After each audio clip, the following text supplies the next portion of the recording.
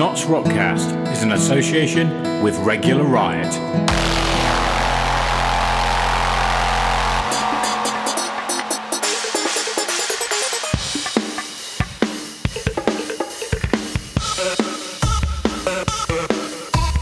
Welcome to NottsRockCast, the Notts Alternative Scene podcast.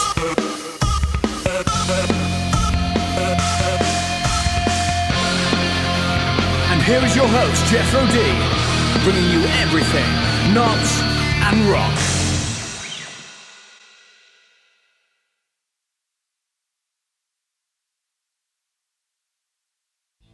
Welcome Notts Rockers to NRC-020 over YouTube. This week we have got someone that left me feeling really inspired after I chatted to him, and definitely takes pride in his band Midnite City. So don't forget, hit that subscribe button and ding that bell so you're aware of every podcast that's uploaded to YouTube. And do go check us out at NottsRockCast.co.uk for more media. Okay, welcome today. We're here with Rob Wild from the band Midnite City, and we're going to be talking about their upcoming tour. Would you like to say hello, Rob, and introduce yourself? Hey, how's everybody doing? Like I said, I'm Rob Wild from Midnite City, and it's great to be here on the podcast. We've got a tour coming up in June. It's the There Goes the Neighbourhood tour, which is basically a tour on the back of our recent album, our second album, which came out in October of last year, on AOR Heaven. And we've got 6 dates coming up, kicking off. Do you want me to read the... Read them out. It's your podcast. We're talking about you, your band, and your upcoming tour. Cool. So really interested to hear this. Well, I'll tell you what. So we start off in a couple of weeks. We start off June the 1st at Trash in Bradford. June the 6th, we're at 11 in Stoke. June the 7th, we're at Albert's in Nottingham, which obviously we'll probably talk about that. Going to definitely try and get along to that. That'd be great. June 14th, Station in Cannock. June 15th, Patriot in Crumlin, and June 22nd we're at Yardbirds in Grimsby. And so it's a Midnite City tour, and we've also got Devil Fire and Atlas, who are going to be opening up for us on all the dates as well. On all the dates? Yeah. Oh, that's really good that 2 other bands could commit to the full tour. Yeah, we wanted to kind of put something together that it gets the people in, really. I mean, Devil Fire are kind of friends of ours, and they've got a decent following in as well. Similar kind of music to what we're doing. And Atlas is another band that's also on our label, our record label. And they kind of fit the kind of genre that we're doing as well. So it's going to be good, great. We're really looking forward to it. I must admit, from listening to your song, I'll admit it, right, I'm not the biggest hair metal fan, but really enjoyed that song. I can't remember the name of it now. Shit, I should have written that down. Here Comes the Party. That's the one. That's the one. Yeah. See, I knew I'd remember it. Yeah.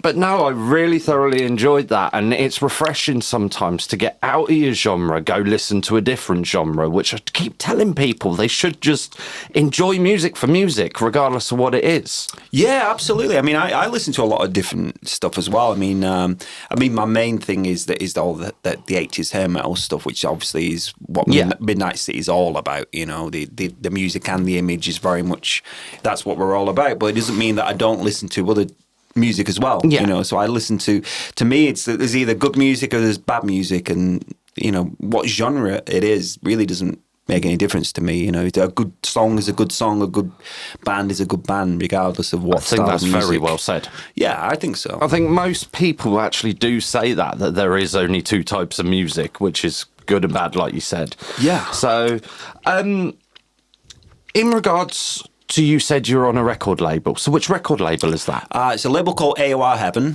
which is a German label. Yeah. And it specialises, it's mainly, they mainly release melodic rock, AOR, glam stuff. Yeah. I think there's some heavier stuff on there, but it's a well-established label that's been, I think, around for, I don't know, probably about 20 years or something like that. And we basically, how the band started was I just come out of a long a long amount of time with a band called Teenage Casket Company, which was a band that I had here in Notts. Yeah.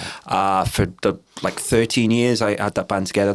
And it was kind of more of talking about different styles of music. That was kind of more of a power pop, almost. There's a little bit of a punky edge to that band. A little bit sort of like Cheap Trick, power pop type stuff. And so I come out of that band. That band broke up at the end of 2016. Yeah. And at that point, I just really wanted to go back to sort of where I came from originally, which was the hair metal stuff. Yeah. And I'd written a full album, which had ended up being the first Midnight City album. So I wrote the entire album before anybody else was involved in the band. Yes.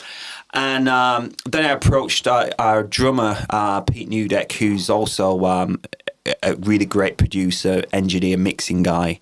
He's got a studio down in Tewkesbury, and I basically just approached him, and we kind of met briefly once or twice before, and I approached him and said, look, I want to, rather than do the whole thing of getting a band together and trying to get a record deal, I actually decided I was going to do it the complete opposite. So I said, look, I want to record 3 of these songs to an album quality. I didn't want to do demos. I wanted them to sound,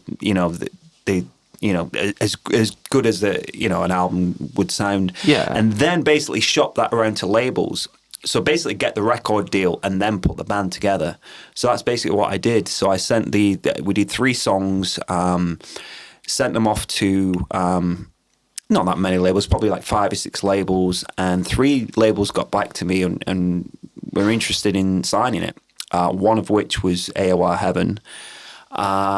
So got a decent deal with those guys. So signed up with them, and then from there kind of put the band together around that. So I kind of did things in the kind of reverse to most bands.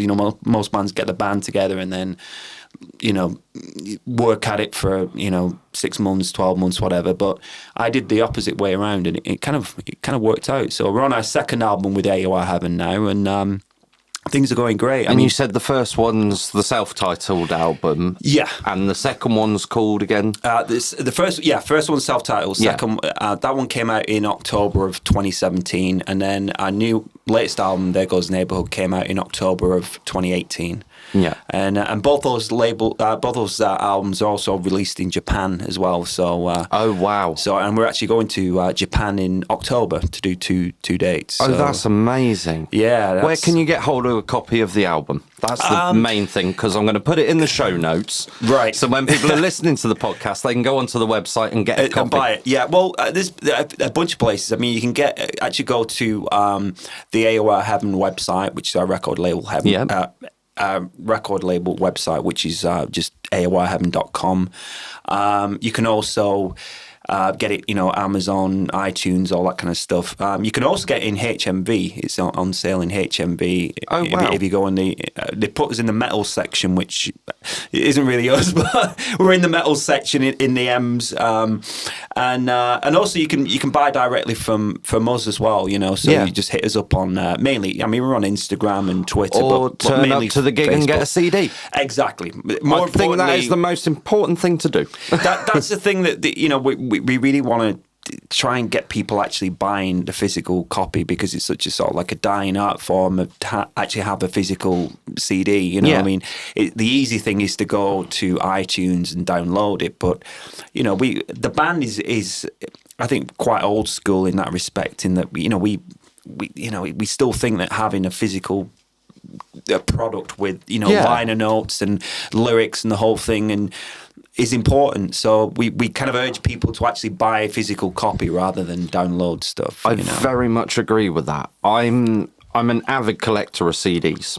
I lost hundreds throughout my life. Me too. And I keep building it back up, and I'm at a stage where I've got enough CDs that I can pick up a CD player, I can stick it in the kitchen and I can play music. You know, I don't really like to take my MacBook Pro into the kitchen. So I kind of would rather a cheap old CD player. If I spill a pan of water over it, at least the CD's safe and I'll call the fire brigade. Definitely. I'm with you on that. Absolutely, yeah. I think that's amazing. So you're going to do tapes as well? Well, cassettes. You know what? That's really funny you should say that, because there seems to be a resurgence in cassettes, like you say, coming back. I mean, we're definitely looking into doing the vinyl thing for both albums. It's something that we've been thinking about for a while. Cassettes, I'm not sure. I know a couple of bands that have done that, and they've actually sold really well. I'm just saying it off the cuff, because I've seen a few bands keep coming out with cassettes every now and then, and it's one of them things that people think cassettes are really bad quality. But the problem is they're exactly the same quality as your 24-channel multi-track high-end studio.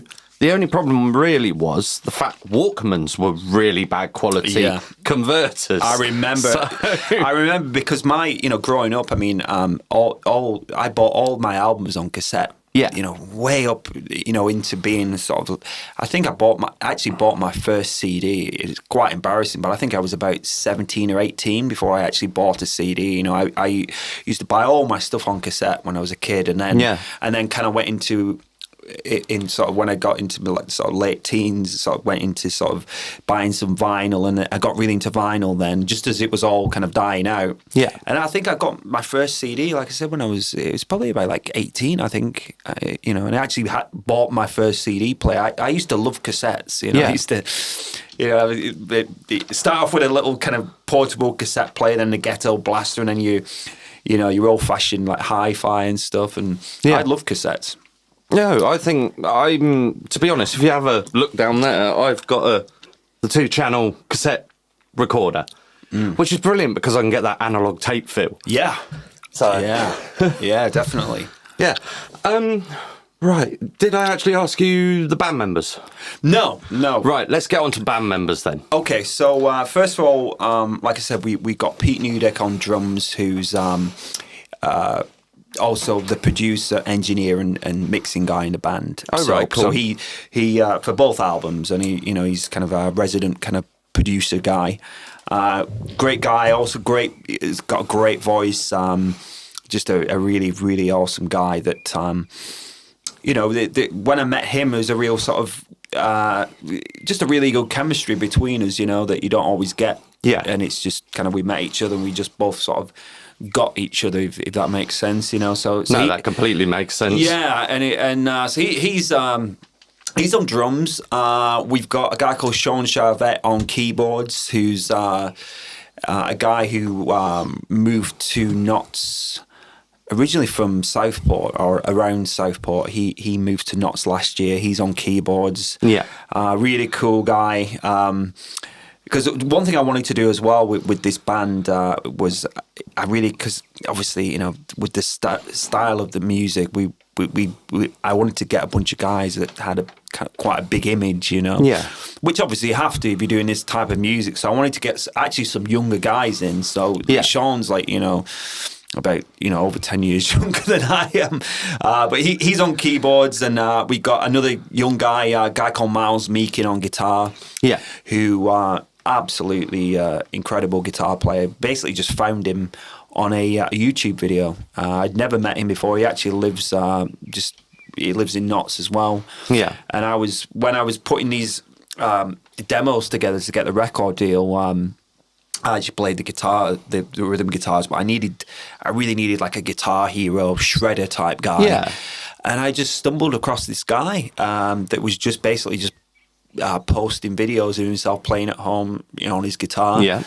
And he just was exactly what I was looking for. So I just sort of hit him up, and that's how he became involved. So he's on lead guitar, and finally we got a guy called Josh Williams on bass, who he was the last guy to come into the band.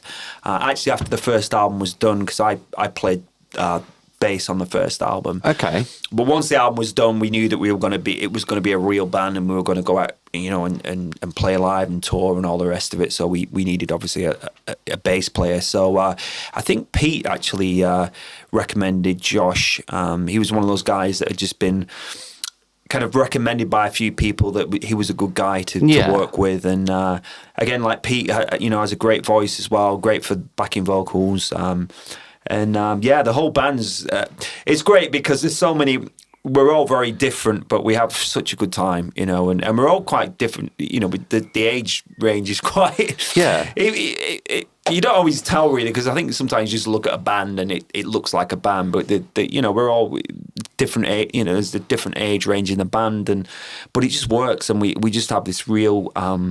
We're like brothers, we really are, best friends, and we have such a good time, both making music. That's really good to hear. And outside of music, we hang out, I spend a lot of time hanging out with Sean and Miles because they live in Notts, but, we hang out a lot, together. Where'd you hang out?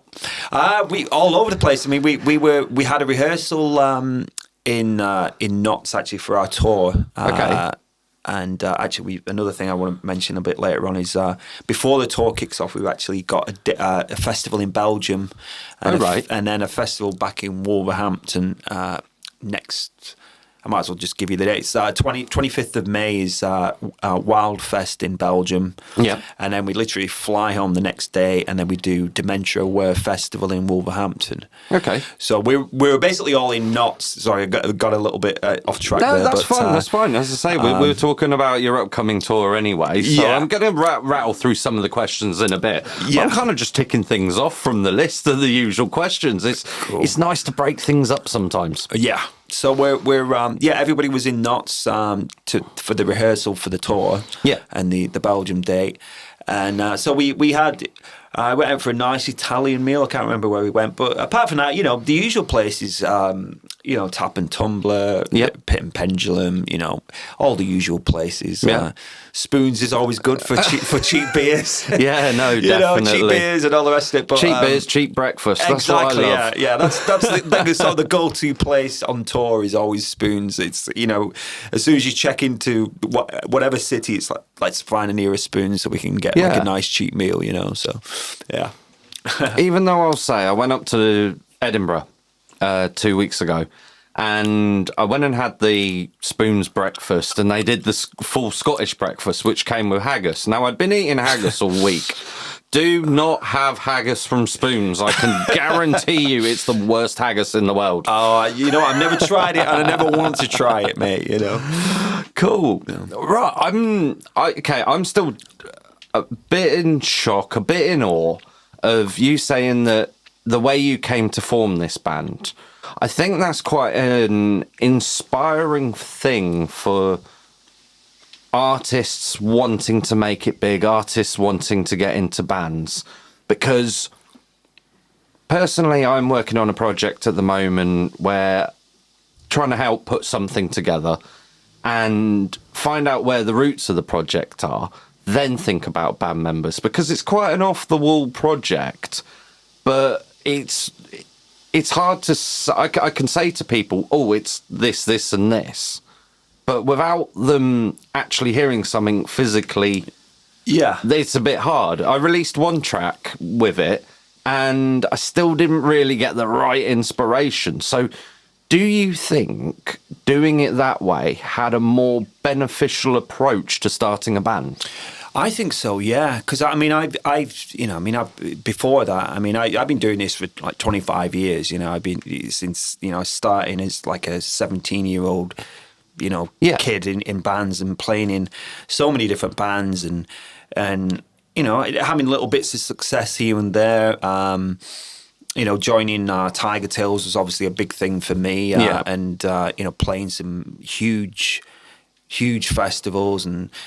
Playing with Kiss in America 5 years ago on the Kiss cruise, and but at the same time, with every kind of high, there's a lot of lows as well. And I'm playing to like 3 people on a Tuesday night in some pub in Southampton or whatever. So I kind of. in the middle of all that, and I also had a 4-year period of living out in America, and I had a band in the States and toured around America for 4 years, and then came back to the UK and kind of had to sort of start again with my band, like I said earlier on, Teenage Casket Company, that was eventually, as we split up, was together 13 years, and we're just slogging our guts out, just trying to get somewhere, and it was a shame because it was a really good band, and I still, look back on it and think it was great, but we just we could never get to the next level with it, and so that's when I decided to do the whole Midnite City thing. I thought, well, I just really almost want a guarantee that we can at least get a record deal before. Yeah. Otherwise, to be honest with you, if the 3 songs that we did, which were 3 songs that ended up, all the songs ended up on the album, including the first single, Summer of Our Lives. But to be totally honest with you, if because I knew that Pete was very instrumental in producing and making the songs sound big, and as we wanted them, everything in hair metal is over the top. The drums are huge. The dress, and the girls. Yeah, the Def Leppard backing vocals, the whole thing. I mean, nothing is minimal. Everything is like to 10. Everything is over the top. Everything is kind of exaggerated. I thought it was 211.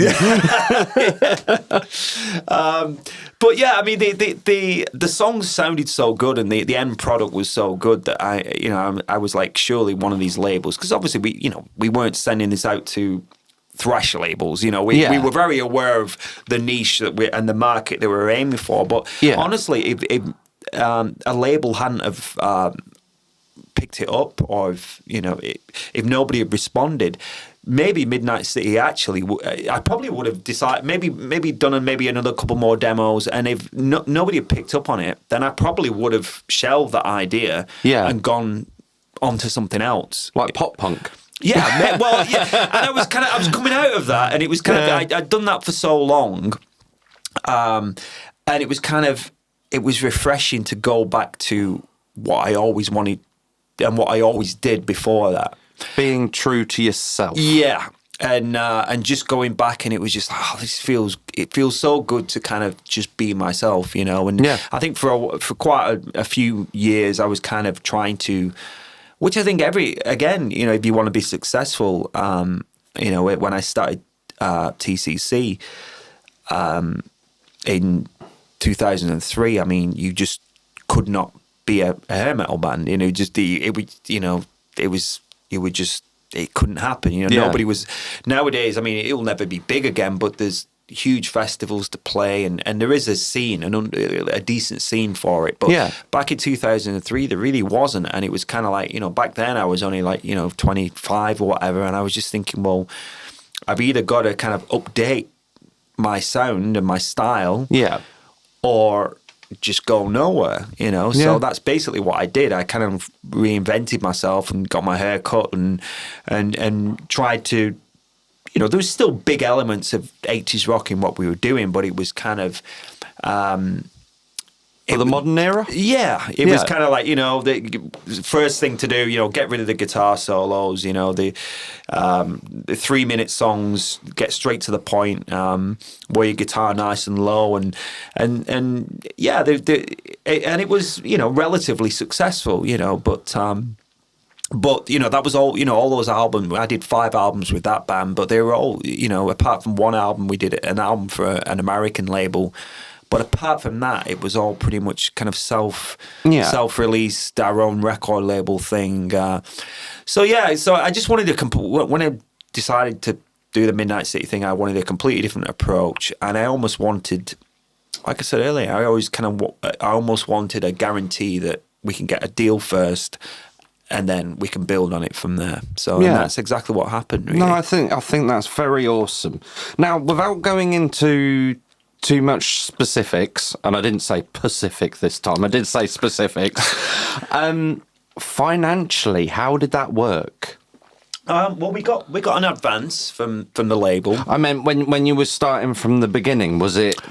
Was it tasking to find a studio and to For Midnight City, you mean? Yeah. When you first started out with this idea of you're going to put the songs together before you find the band. Well, like I said, the songs were written, and Pete was a guy that I kind of kind of known of him for quite a few years and bumped into him quite a lot. And we actually did a gig. We actually played the first Rockingham Festival, which was in Rock City. Yes. And we were both playing. He was playing drums. I was playing guitar for a Norwegian solo artist called Issa. Yeah. And that's sort of how we kind of met. And we just got along really well in rehearsals. And I think we kind of saw, kind of the similarities in each other. We were both very kind of passionate about our music and both perfectionists. And I just liked him, and he seemed to really like me. And then I later found out that as well as kind of playing in various bands, he also had his own studio at his house in Tewkesbury. A great studio, little studio, basement of his house, but he had all the good gear. So I approached him and said, "Look, this is what I'm planning on doing." And I did some really rough demos, rough demos, which I sent to him. I said, "Look, what, like off a Porter studio or something?" I went into. There's a little studio down the road from the Tap and Tumbler. It's called Recharge Audio. Oh, right, okay. I'll have to look that up and put it in the show notes. Yeah, they're a great guy there, a really cool engineer, a guy called Leon Bailey. And I just went in there and just did some kind of rough demos. I spent a couple of hours on each song and just got the basics down. And then sent those to Pete. And I said, "Look, this is what I want to do. I want to put these songs together and make them sound... great." So initially, I just went down to his studio and initially paid Pete for his studio time because he at that point he wasn't a member of the band, so I paid him. He gave me a good rate as a kind of mate's rate sort of thing, and so that was really how those first 3 songs were done, and then once we got the deal, that's kind of when Pete became involved, and Sean had also played keyboards on these songs, and Miles had played guitar. And that's the chap that was meant to be here this evening. Yeah, he got stuck in traffic. But then once we got the deal and we got an advance from the label. Yeah, but we recorded both albums, the first and second album, in Pete's studio. So that's good. It's all done in his house. So, and the results sort of speak for themselves, really. Yeah, I must admit the quality of the song that I played on the podcast. You've sent me a couple more songs as well. Yeah, which I'm going to play them on this podcast episode because it is totally about Midnight City. This episode and about yourself. Yeah, I was kind of blown away by the production of it. I thought it was brilliant, especially given the hair influence to it all. And as I said, I'm not the biggest fan of hair metal or hair rock or anything, that sort of thing. I've always been a thrash person, and for some reason, it never seems to cross them two genres. They don't. And but both of them were blown out of the water when grunge came about. Of course, but like you said then, and I think the time that you came back into it was the time everyone started putting grunge down and were looking for something else. Yeah. Because it had that big boom and then it had this slow curve of it drifting away. But I think you caught it bang on the right moment. Yeah, I think so. I mean, again, I think like everything in life, everything sort of comes round. Yeah, it's out of fashion for such a long time that then it kind of becomes cool again. Yeah, and that definitely happened with the style of music we were playing. As I said earlier, in 2003. I mean, really back then in the UK, I mean, the only types of music you could be playing, if you were a rock band, you were either a pop punk band or you were kind of doing the new metal thing. Yeah. And there was really nothing in between because I was actually right before TCC. I was actually there was the new metal as well. What did I forget about that? And all that stuff, which wasn't my thing at all. And a lot of the pop punk stuff I didn't really like either. But in the middle of all that, I was kind of like, well, I've got to find a way of kind of, because right at that time I was in a band that was doing a very similar style to Midnight City. It was nowhere near as good, but there's been a band called China Doll. And but we were just going out and playing. Literally, we would go out and play in front of like 3 people, and it was just, you know, like I said, I was a young guy, and I was only 25 months thinking, you know, bearing in mind, you know, my entire life has been about wanting to make a living playing music and being successful. And I just remember just seeing the iceberg, thinking, I can't carry on doing this because, you know, and it wasn't just one gig, it was every gig. It was 5, 6 people. And I quickly realized that, this music is, for now, is completely done. And, you know, and that's why I changed. But then, like I said, everything comes around and, you know. I think you have to take like the Wild Side nights. So I'm guessing, do you attend them? Yeah, I have done. Yeah. And have you seen how big they are? And people come from across the country now for that sort of hair, glam, sleaze, and it's people trying to find something different, and I think it's brilliant. So hopefully people that are listening at the moment are going to definitely check you out. They will have heard a couple of songs.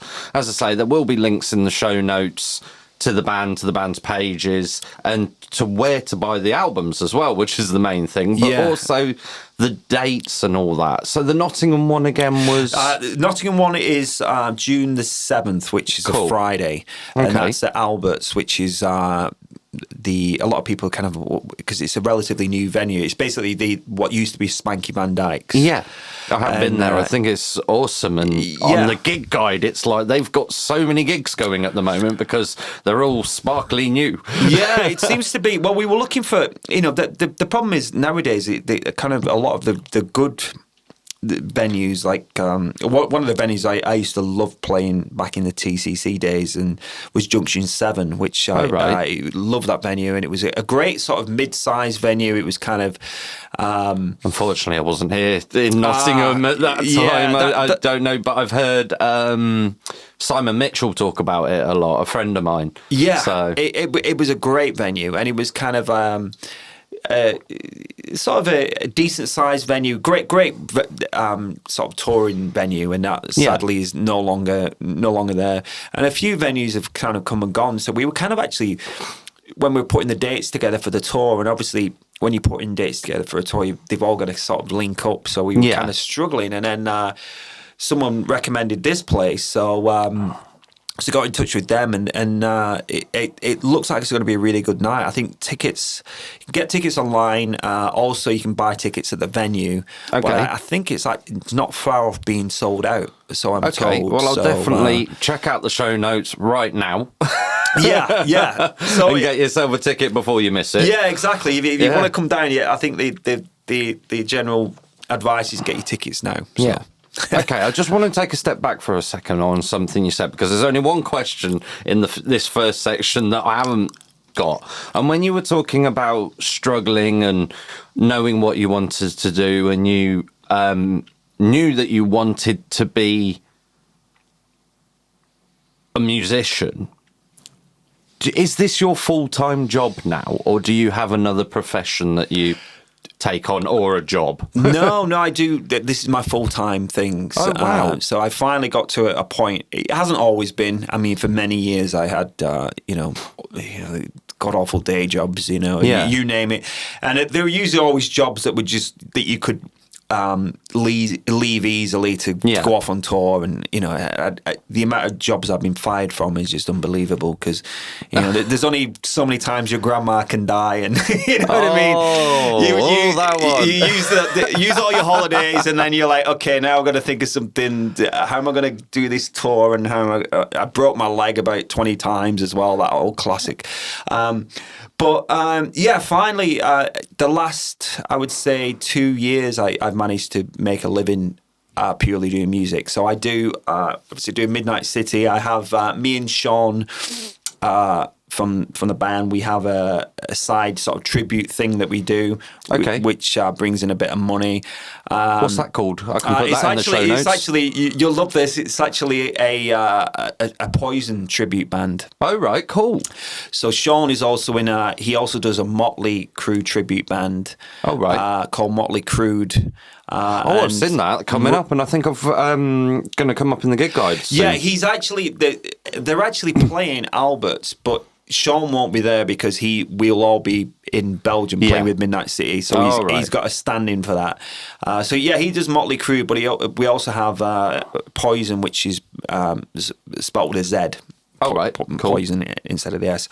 And I've had that band for about 7-8 years now, and that surprisingly, the whole, I'm not a massive fan of the tribute thing, but and I said I'd never do it, but it's one of those things where it's kind of, if it's a band that I grew up loving Poison, it was a no-brainer. It's such an easy thing for me to do, and the money's great, and basically what we do with that is we go out, and we always go out together, so it's Motley Crue and Poison, a double bill, and we play probably about 2 or 3 times a month, and the money's great. The money's really good. Okay. And so we do that. And then I also do... I'm wondering if I can start a Lou Reed tribute band, because I can't sing. You know what, mate? Don't worry about that.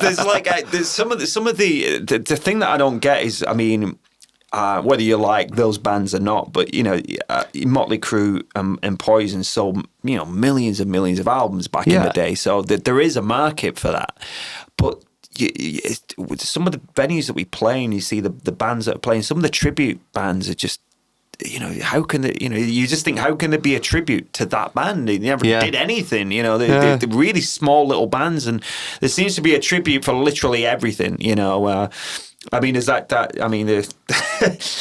quite funny, but there's the tribute of the Surreal Panther thing, which is a tribute to Steel Panther. So it's a tribute of a tribute, really. Yes. So, and it's just like, where do you draw the line with all that? But yeah, so we do that, and then I teach guitar privately.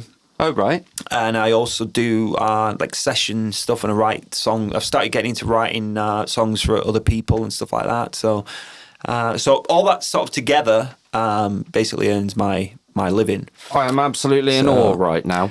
But it took like 25 years to get there, you know what I mean? I can completely understand that. Yeah. And at the moment, I'm making XLR cables, guitar cables, tattoo cables during the day, simply just to keep my little studio going, keeping the podcast going. Of course. And I've spoken with my boss, and I said, because he said, where do you see yourself going? And I said, look, at the moment, I need to be full-time to pay the rent.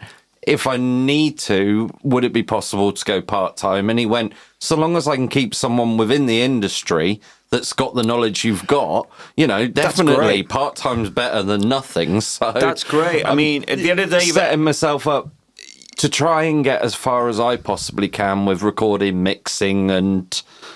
well, hopefully starting some kind of electronic band. Great. Well, no matter what band you're in or whatever you're doing, we've all got to pay our bills and stuff like that. So, like I said, for me, I'm lucky that I can finally kind of make a living doing music. But to be perfectly honest, it's only been in the past 2 years that I have. Yeah. So it's kind of, I have had to do all the the dodgy day jobs. Yeah. And definitely, if people are sat there at the moment thinking they're going to take a giant leap, you wouldn't suggest that, would you? Definitely not. No. You got to, I think, the thing, my motto is always head in the clouds, feet on the ground is always the best way of sort of thinking of everything. I think that's perfect for the question that I've just remembered I was going to ask you was, give us a quote of inspiration. So again, it was. Say that again, sorry. Yeah, head in the clouds, feet on the ground. I think it's great to. You've got to have dreams, and you've got to have. I think if you didn't have dreams and sort of aspirations in life, then your life's pretty much stale. Yeah, and no matter what, it doesn't have to be music. Whatever you do, whatever walk of life you're in, I think everybody should have dreams that they want to attain and goals that they want to achieve. Yeah. But at the same time, the thing is, you don't get too carried away with stuff, because like I said earlier, there's so many. My situation as a musician has been such a roller coaster, because I can go from these absolute highs of, playing these. I remember talking about the metal stuff. You probably like this. In when was it? 2016. Tiger Tails played the Bang Your Head festival in Germany. Oh, right. Which was how we ended up on that bill. I do actually know, but it was a huge festival, mainly full of thrash bands. Yeah. It's about a lot of 80s thrash bands, and I quite liked a couple of. I thought Megadeth were really. I always really liked Megadeth. I always liked Megadeth. I was never a big thrash fan, but I had a few Megadeth albums. I thought Rust in Peace album was great. But there was a lot of bands like. Testament and Carcass and all that kind of stuff. I'm a big fan of Testament. I love Testament to bits. I own every one of their albums, and I'm just I can't get enough of the guitar work. Yeah, they Honestly, were good. They were really good. They were gets me. good as well. So we were on this bill. We were flown over, and we were sandwiched in between these two thrash bands, and I'm thinking, oh God, And apparently, what it was, the guy that books all the bands, as well as being a big thrash fan, he was a really big Tiger Tails fan, right. So he brought us over. So we played in front of 8,000 people, and just absolutely insane gig on a complete high, And then you come home, and then the next week, I remember playing some crappy gig to 20 people, and it's just that thing of just. And then we did like I said with the Tiger Tails thing. I did the Kiss cruise and met Kiss and played gigs with them, and then similar thing, came home, played a gig to 15 people who really couldn't give a crap about what I was doing. So all the stuff that it's almost like the stuff that you could get carried away and you could get a little bit cocky about. If you would get brought down to earth very quickly, because it's never Be realistic. Yeah, it's never. No matter how big a gig you've played, there's a good chance that your next gig could be in front of 15 people, which brings you right back down and keeps you sort of level-headed, I think. But always keep going. Yeah, I would say always. Never give up, which I'm sort of living proof of that. Starting out at 17 and and struggling for many years, but it was always something that I knew this is what I was sort of made to do, and treat every gig like it's your last. I'm guessing. Exactly, yeah. And the same thing, always go out and play. Doesn't matter how many people are there. It's the same sort of work ethic, really. Okay, that is. You've just covered every question without me asking it. I think that's brilliant. So what I'm going to do is we're going to stop for a couple of minutes, get our breaths back, have a chill, and then we're going to come back for the second section where I'll actually have to ask you some questions. All right, man. Which is the section of Knots and Rock. Right. Oh, cool. Great. Cool.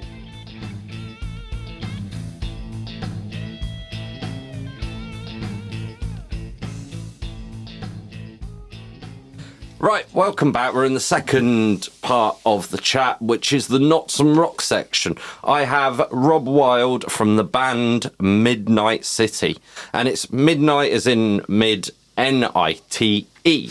Yeah. I did actually spell that wrong, first of all, when I was starting to put the show notes together, and I was like, oh, hang on. Yeah, well, that's a nice twist. How did that come about? Well, two reasons. One, there's actually a Midnite City, but it's like a dance music thing. Oh, right. And to be honest with you, the actual band name, a friend of mine actually came up with a band name, and I've never named a band that I've been in so many bands, but I'm always really bad at picking band names, and a friend of mine came up with the idea. And I just thought, this is perfect for the type of music that that we're doing. So I'm like, can I use that name? And he's like, oh yeah, go for it. And then I sort of Googled it, and there was nothing really coming up rock related, but there was like a dance music thing. Yeah. So I mean, it's not going to get mixed up with that. Two very different styles of music. So I thought, well, here's the really good way of definitely not getting mixed up is spelling it NITE. Yeah. Kind of like the American way of, I guess. And also, it's kind of, it's cool in rock music to misspell everything. Def Leppard, Rat with two T's, and it's kind of cool to Motley Crue, CRUE. So I thought, cool. It kind of adds onto the whole hair metal thing. So honestly, again, that is so inspirational to hear that you're not just only doing it, you're living it. Yeah. All the way to 11. Yeah. Okay, I've got to admit something right now. Spinal Tap. I have attempted to watch it about 5 times, and every time I either fall asleep or I'm too drunk and keel over. And I really need to get to the end of it. By the end of this year, I'm going to do that. You've got to. The thing with that movie is, I mean, it's not... the way I look at it, it's not really. It's not. To me, it's just the documentary of what it's like to be in a rock band, because absolutely everything that happens in that movie has happened to me at some point. Everything, really? getting lost backstage, having a dodgy female manager, being third on the bill to that's not a puppet show, but being third on a bill to, I mean, you name it, everything in that film has happened to me.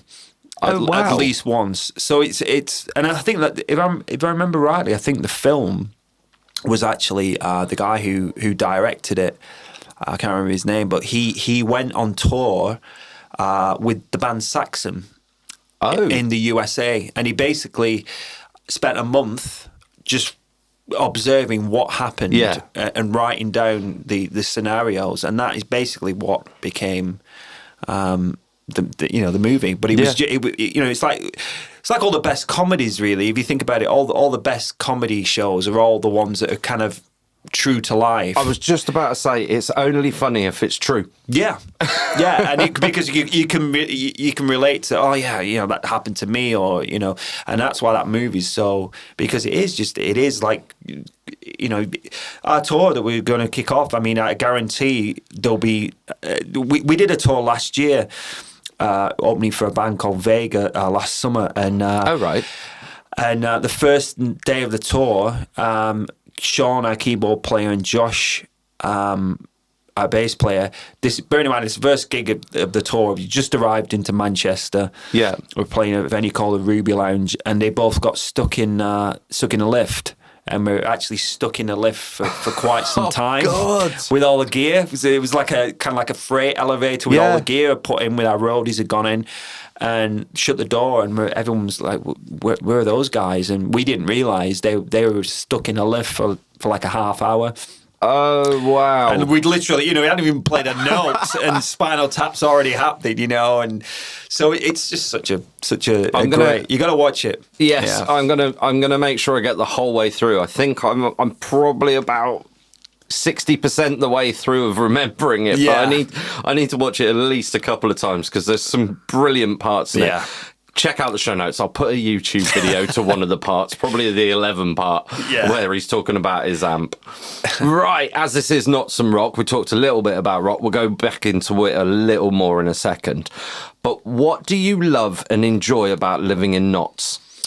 Well, you know what? I've lived here a long time now. I've lived here 20 years. I actually moved here in April of '99, and I actually moved here just because of the scene, the rock scene. Yeah, because I was at that point, I was like 21, and wanted to, because I grew up in the northwest, so I was kind of like a small little town, sort of near Preston. And nothing really was going on up there, and I knew I had to sort of I was either going to move to London or Nottingham. Yeah, and Nottingham was kind of better. I spent quite a lot of time in both, places, but Nottingham was way better for me, personally. I absolutely love it, and it's one of those places that I always kind of sort of gravitate back to. I mean, I spent 4 years living in the States and then had a little brief spell a few years ago kind of living up north a little bit, but I always end up coming back. So on and off, I've lived here 20 years, and I think the scene, I don't think it's quite as good as it was when I moved, but it's still a big rock scene, which is obviously still, the main reason I moved. So the rock scene's great. I think the people are really great as well. Like, I think the people have, most people, I mean, you obviously get idiots wherever you go, but most people, I quite like the people that live here, and the countryside's great. And you got the city and everything that's going on there, but then you don't have to really travel that far and get out in the countryside. I love just getting away from everything, and that's absolutely awesome, because a lot of people have said that, and one of the best sayings for this question I think today is Matthew Wilson saying it's the perfect size city. Yeah, that as well, because it's not a big city really, but it's kind of got everything you sort of need. Yeah. And it's not even, if you go into the actual city itself, it's not like Manchester, which is huge, and it's just it's quite compact as well, I always think, and it's kind of a good sized city. Yeah, I agree. Right, tell us a story or myth about Notts, or something locally interesting. Well, I remember before I moved here, I used to when I was about 16, 17, I used to come down to Rock City. Yeah, and there was a lot of other kind of rock venues at the time.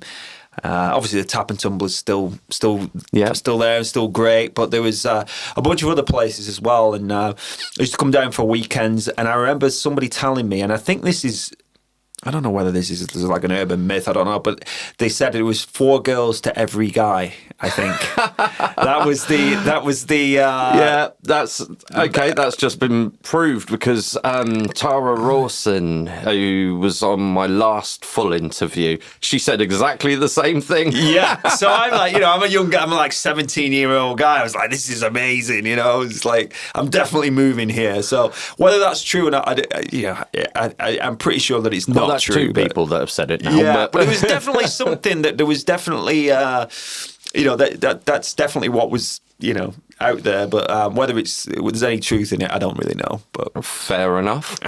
Okay, what is your most favourite part of Notts or Nottinghamshire? I'd probably say, the countryside for me. Yeah, because anywhere in particular in the countryside? The thing with what I do as well, my entire life is around music, and it's around noise and lots of volume, and sometimes I just want to completely get away from music, and I think you sort of need to when you're doing music full time, and you're constantly writing and recording music and performing music. You do need to have like a break and just get away from noise, and even get away from people. And I absolutely love getting out in the countryside. So anywhere with no people. Yeah, I mean, Sherwood Forest is always great, but I live in Netherfield, so I'm kind of there's a couple of really nice. There's Collick Country Park. Yeah. There's Gedling Country Park.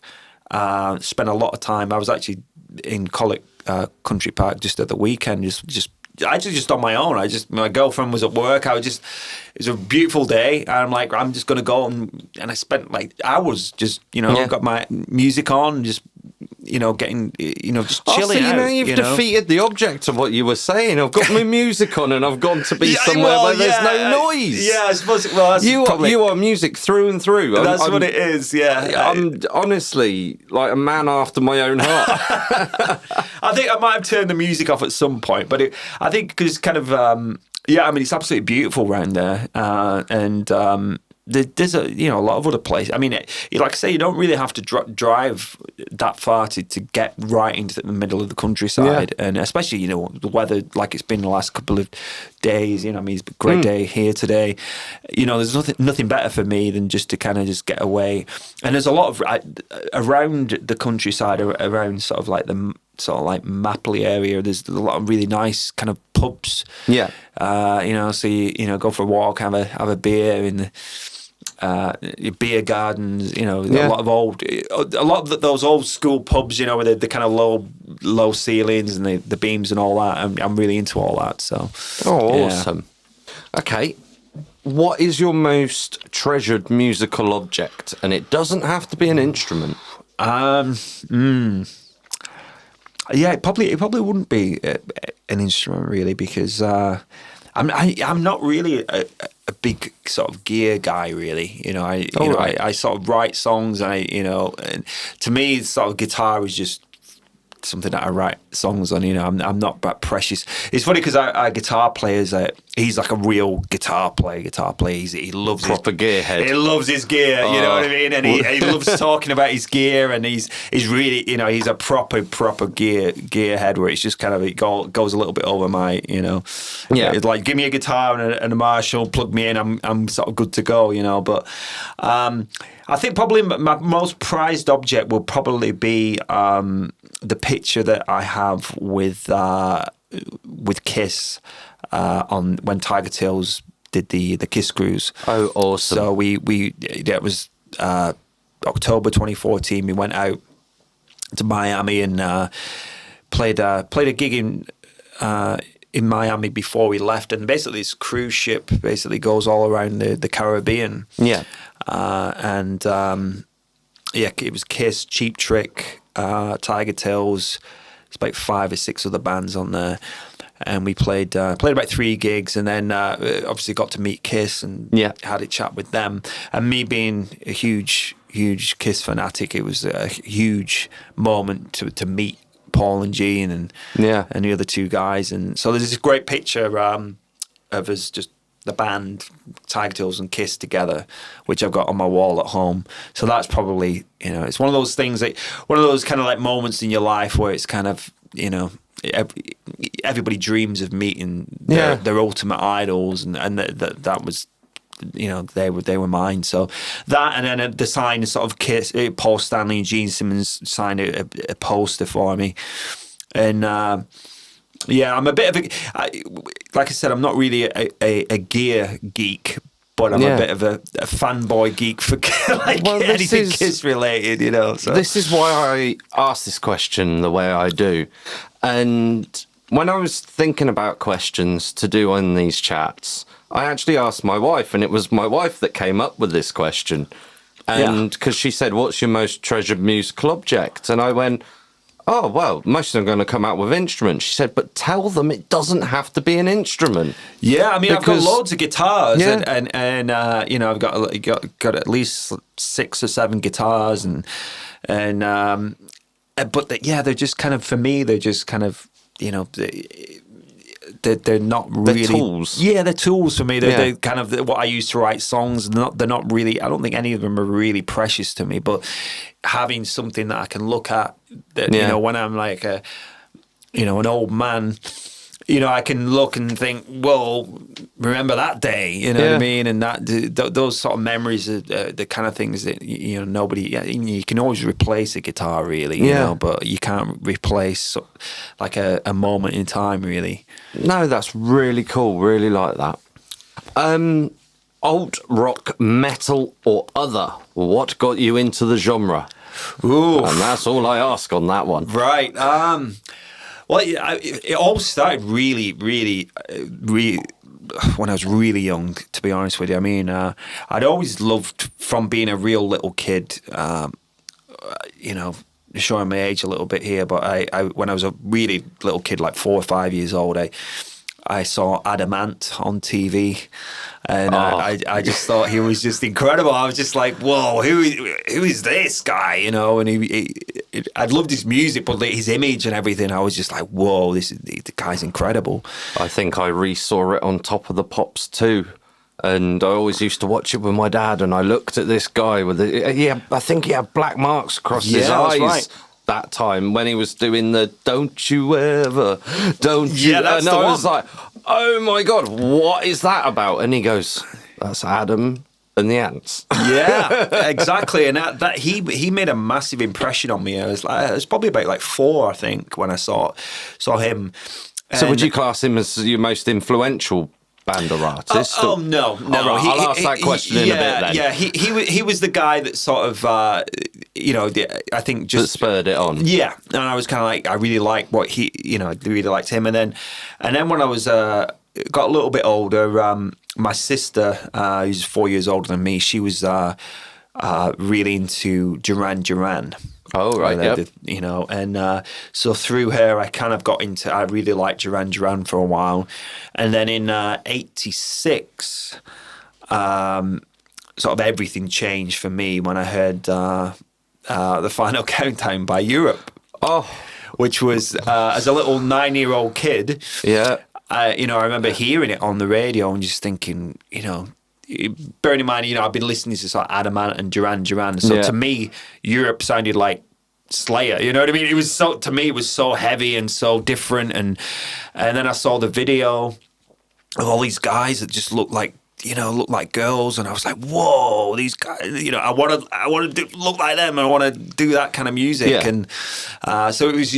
I went out. That was the first actual cassette we were talking about earlier. Yeah. The first cassette that I actually physically went out and spent my pocket money on, which was the Final Countdown album. And then That is so cool. yeah, and then then after that, around the same time, Bon Jovi came out, and then Def Leppard, and then there was a whole kind of Bon Jovi, Def Leppard, Kiss, Crazy Nights album, and a lot of that kind of stuff. And then my mum took me to see the band. Took me to see Europe. Yeah. When I was about 11, she took me, and that was my first. First time seeing a real rock band, and I think that was. I kind of knew that I wanted to do that, but as soon after that gig, that was when it was sort of cemented that is what I want to do for the rest of my life, and I never wanted to do anything else. It was, I think that kind of it was all leading up to that moment, and then I saw them, and I was just blown away, and it's all a little bit cheesy now, but I would say that they were the main reason for me doing what I do. But at the time, it definitely wasn't cheese, was it? No, and I still really, I don't even understand how that has become a saying for that type of music, because it's not. I don't really get it. I mean, it was because Europe obviously reformed in the early 2000s, and I really don't like what they do at all now. They've kind of gone back to being more of a kind of Deep Purple sort of blues. And to me, their 80s stuff was, and I still listen to the album after that. They did an album in '88 called Out of This World, which I absolutely love. And it's kind of, it's not a million miles away from what Midnight City's doing, really. It's a very similar kind of thing. But they were very influential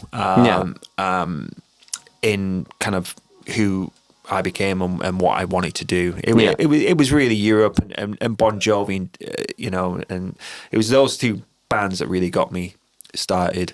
Yeah. Oh no, that's really cool. So go on then. I'm going to ask the question now that I'm not that I know it wasn't.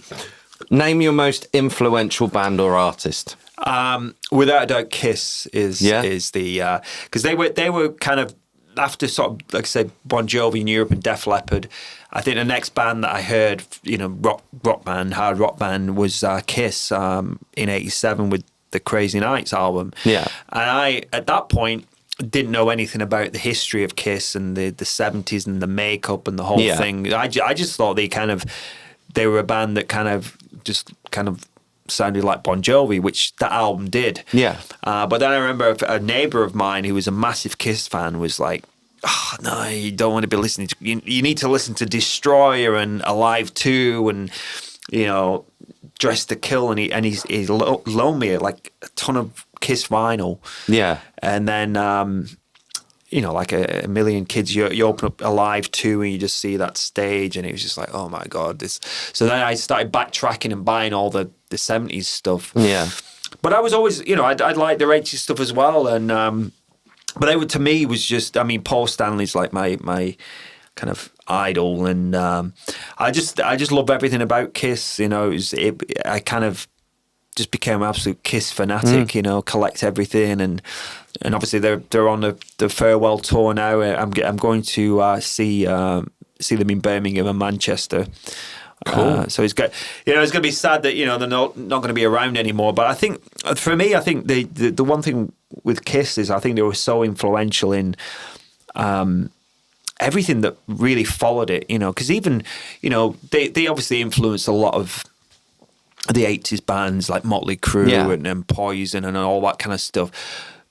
In terms of the big show and the pyro and all the stuff, but they also influenced all the metal bands as well. Very much. Metallica and Anthrax and they're even later on down the line, like Slipknot, bands like that. Everybody, all those bands were all influenced by Kiss, and you can guarantee you can ask any of them who their favorite band was, and they're pretty much all going to say Kiss. They were just so. It's nice to hear a different side of it, because a lot of people, and I honestly completely forgot about this doing this podcast, that because everybody's been, when I've asked the question, has said Queen, but I keep forgetting that bands like Kiss were on exactly the same par as the size and the grandeur. What the bands are. Yeah, I mean, Kiss were, I mean, in the late 70s, Love Gun album, 77, 78, I mean, Kiss were the biggest rock band in the world. Yeah. There was no, and they're still the biggest, they've got more gold albums than any other band in history. That's wow. That is a fact. And like 120 million albums sold or whatever, and I mean, Queen were great, there's a lot of those bands, but I think Kiss were the main band that they were more. I think they were more influential than anybody gives them credit for. I think like I said, everything that sort of came after it, I think is all sort of been related to Kiss. Yeah. Even if it's not musically, just the actual stage show and having that big arena rock show with even bands that I don't like, like even bands like Nickelback, they have all that they do like a Kiss show, they are a real stadium band now, as far as my wife has told me. Yeah, but it's all, She did ask me if I wanted to go, and I was like, I'm washing my hair that night. Yeah, I'd be washing. Yeah, exactly. Me too. But I see, some videos with them, and I'm just like, that's just it. Literally looks like a Kiss show, and it's all come from those guys. So. Yeah.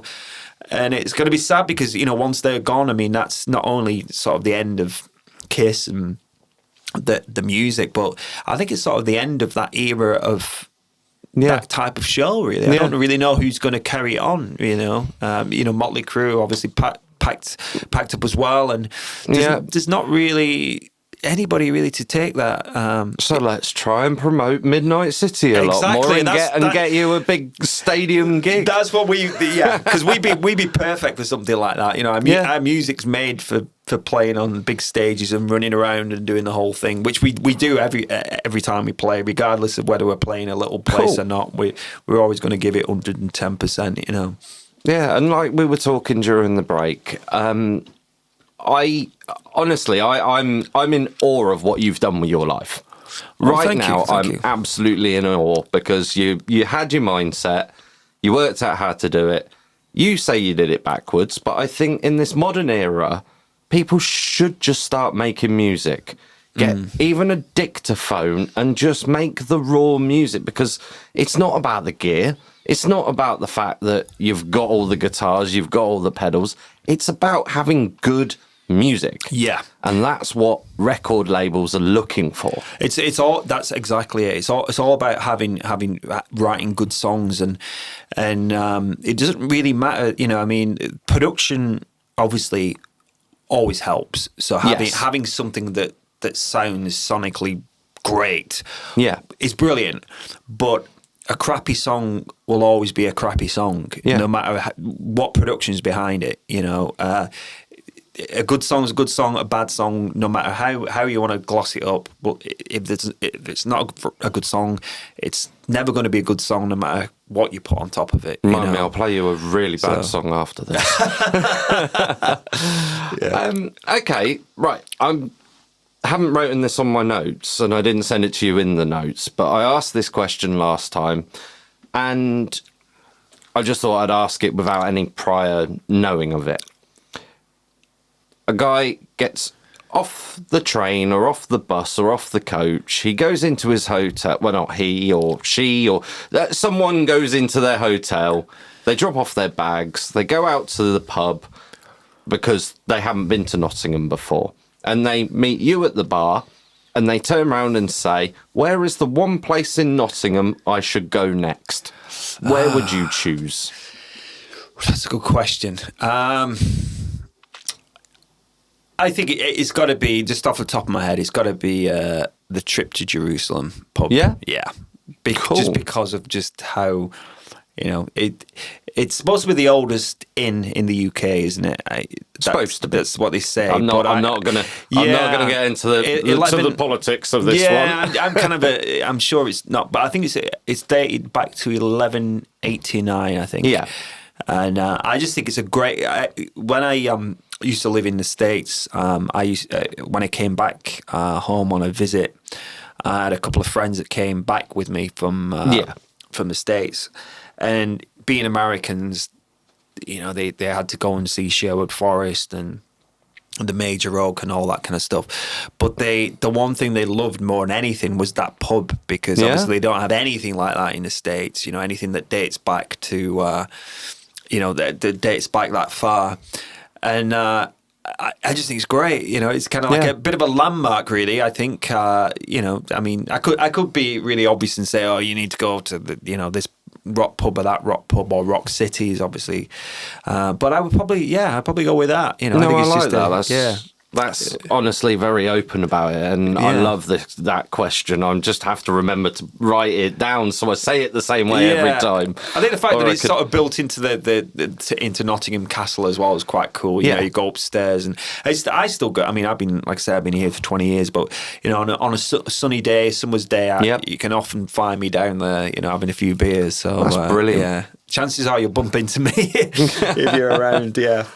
Right then. Name one thing you're excited about in the upcoming 6 months. Let's plug it. Yeah, there's lots coming up. At least we got a UK tour, which I'm not going to go through those dates again. But then we have. I will put them on the show notes. Oh, that'd be great. Definitely. And then we have another, actually, which I've probably not mentioned. We have another string of UK dates in November. And they are November the 8th is Decadence in London. November the 15th is Trillions in Newcastle. November the 17th, Bannerman's in Edinburgh. And November the 22nd, Cobblestones in Bridgewater. So I was looking forward to those. I'm going to stop you for 2 seconds. Okay.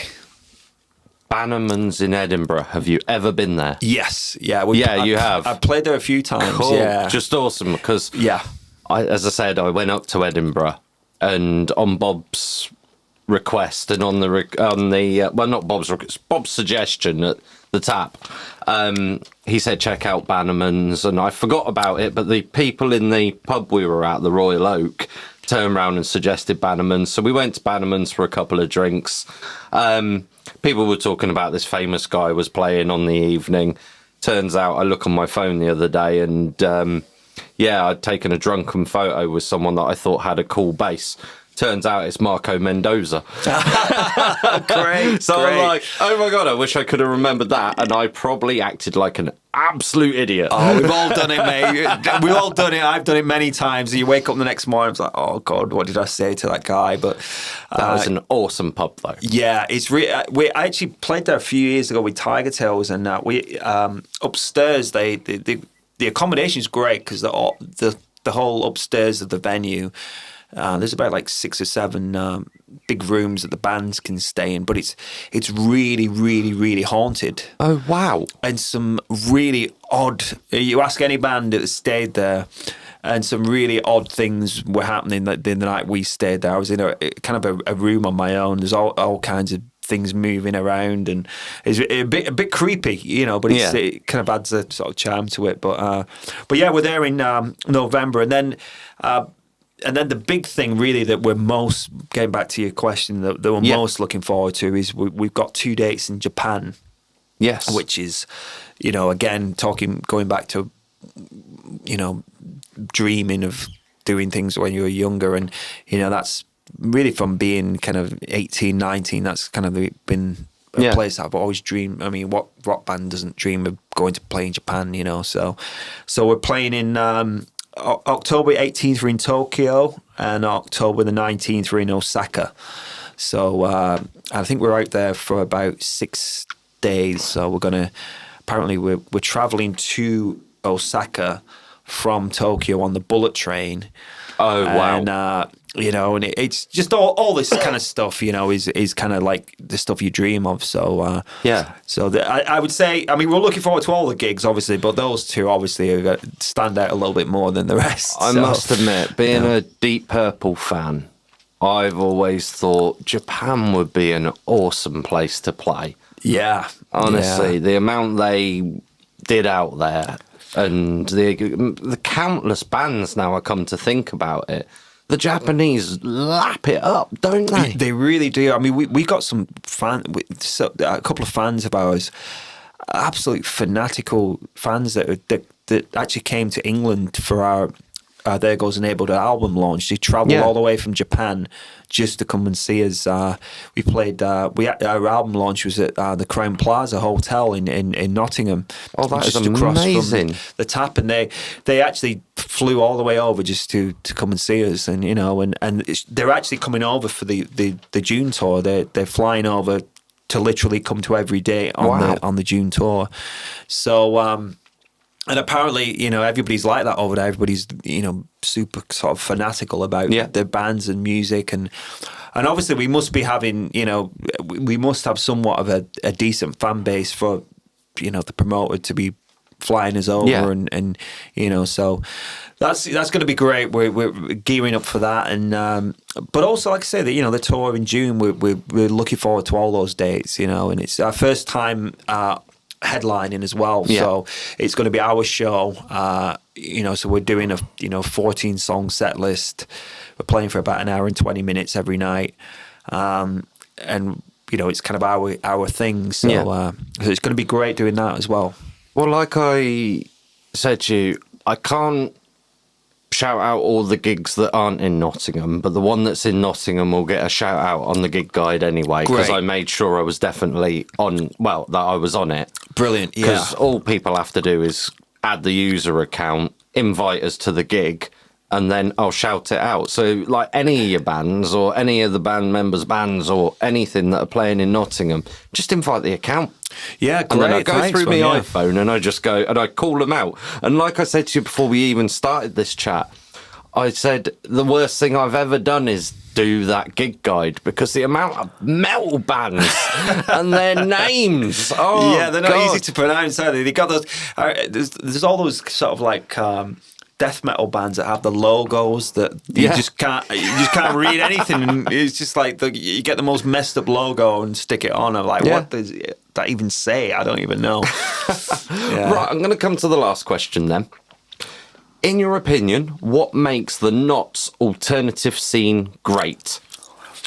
Well, I mean, there's still a few good venues left. I don't think I've got to be honest. I don't think it's as great as it was when I moved here. But there's always like with everything, there'll be more venues cropping up. I mean, Albert's venue by all accounts is a great venue. I've actually yet to go. Got to say I've not been down there, but the amount of bands that are playing, and that's sort of like a new venue on the scene over the last sort of 12 months.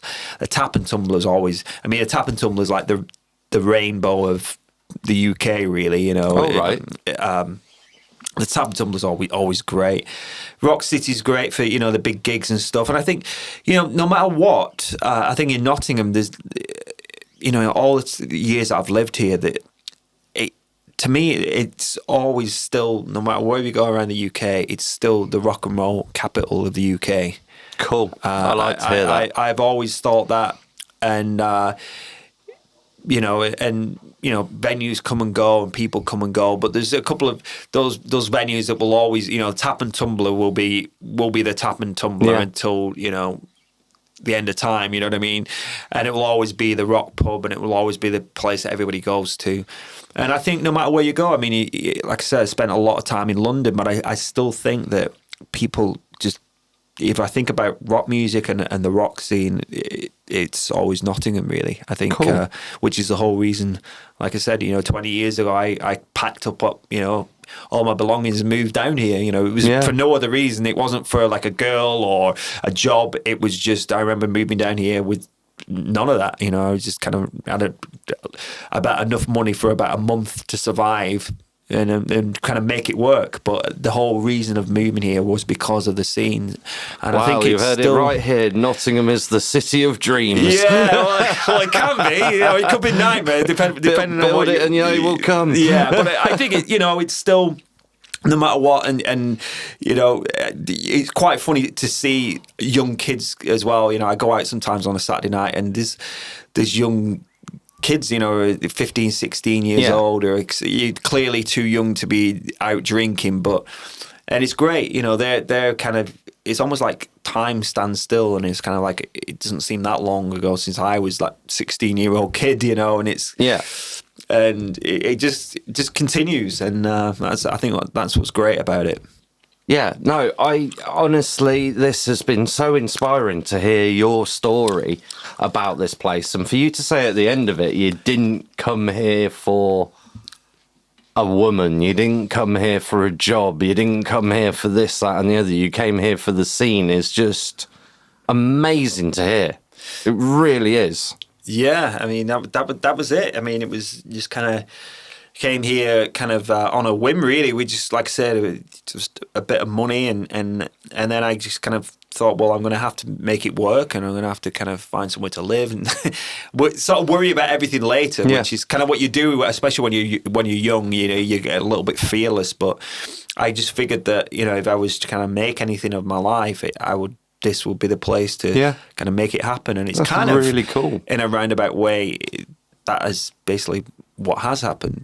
So okay, come to the end of the podcast. So usually I ask if you want to give anyone a shout out, but I think I really want to give Martin Dunning a complete and utter shout out from Bespoke Media PR, because he was the guy who got in contact first of all.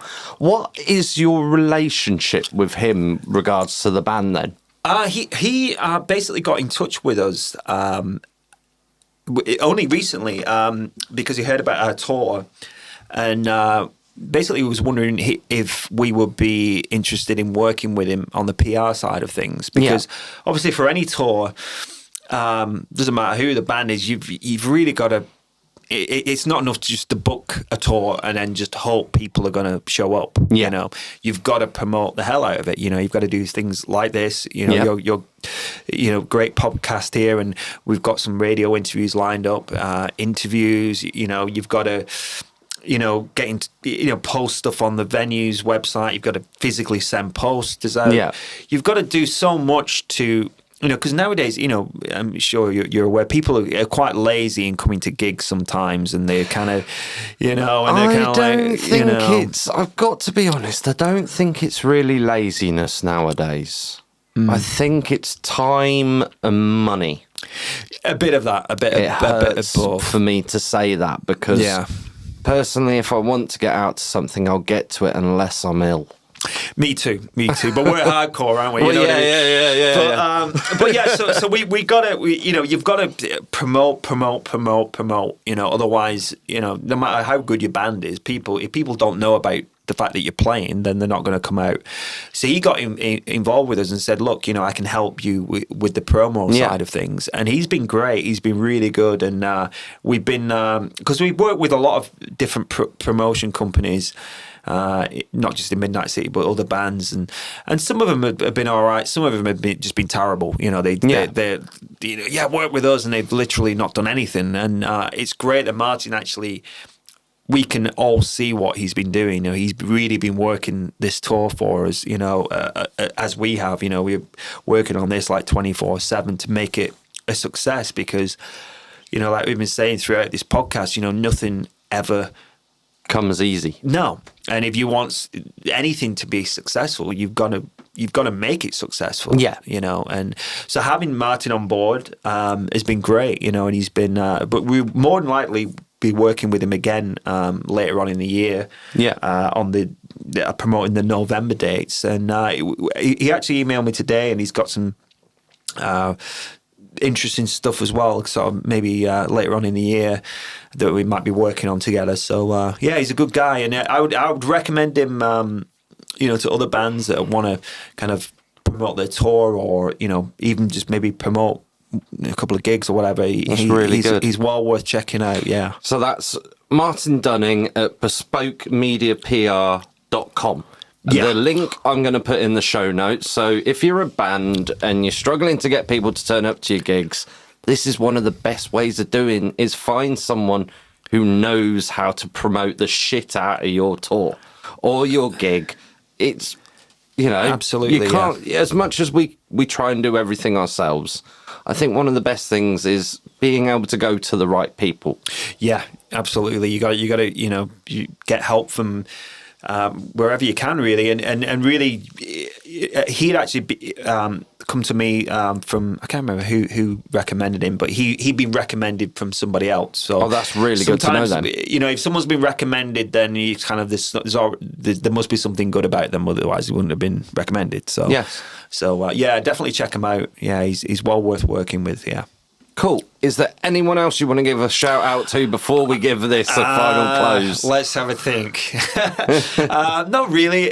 Just wanted to say a massive thank you to you, mate, for having me on the show. No, that's fine. And to be honest, thank you pleasure. for filling some content. Oh, you're welcome. And thank you for inspiring me to double my efforts now. Oh, well, yeah. I feel like I'm lacking somewhere. Well, you got a great setup here. You're ready to go, and it's been great. And just also just big thanks to all our fans out there, and hopefully we'll see you all on our tour coming up in June. Absolutely awesome. Right, thank you very much, Rob. You're welcome, mate. Brilliant. Thanks, buddy.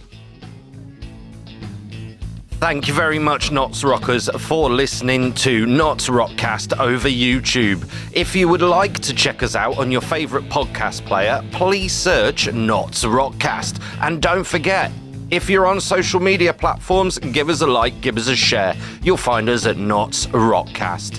Anyway, till next time, keep it Knots, keep it rocks. NottsRockCast is an association with Regular Riot.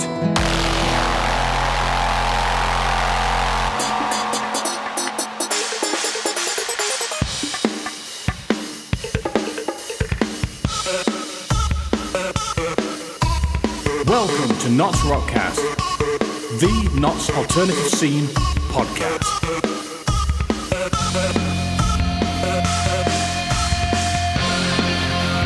And here is your host, Jethro D, bringing you everything Notts and Rock.